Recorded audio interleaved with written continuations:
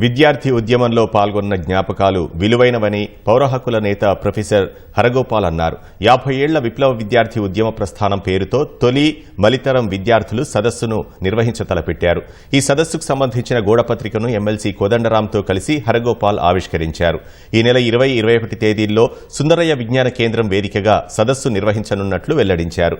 విద్యార్థి ఉద్యమ జ్ఞాపకాలు, ఆనాటి సామాజిక సందర్భం, చరిత్ర, విద్యార్థుల ఆశయాలు, ఆదర్శాలు, త్యాగాలను గుర్తు చేసుకోవాల్సిన అవసరం ఉందన్నారు. సదస్సుకు పూర్వ విద్యార్థులు భారీ సంఖ్యలో తరలిరావాలని ఎమ్మెల్సీ ఆచార్య కోదండరాం పిలుపునిచ్చారు.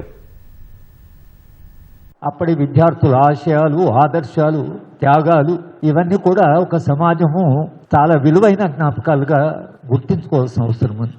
అది మర్చిపోతే చరిత్రలో ఒక కీలకమైనటువంటి దశను మనం మర్చిపోయినట్టు. కనుక వీళ్ళ జ్ఞాపకాలు ఏవైతున్నాయో అవి విలువల జ్ఞాపకాలు, నిజాయితీ జ్ఞాపకాలు, ఉద్యమ జ్ఞాపకాలు, ఆదర్శాల జ్ఞాపకాలు, ఆశయాల జ్ఞాపకాలు, త్యాగాల జ్ఞాపకాలు. ఏ చరిత్ర కూడా దీన్ని విస్మరించడానికి వీల్లేదు.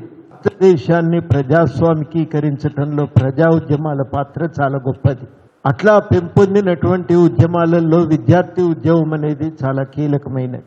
ప్రజల పట్ల మళ్ళీ కొంత నిబద్ధత పెంచేటువంటి లక్ష్యంతో ఆనాటి అనుభవాలను గుర్తు చేసుకోవటం చాలా అవసరం.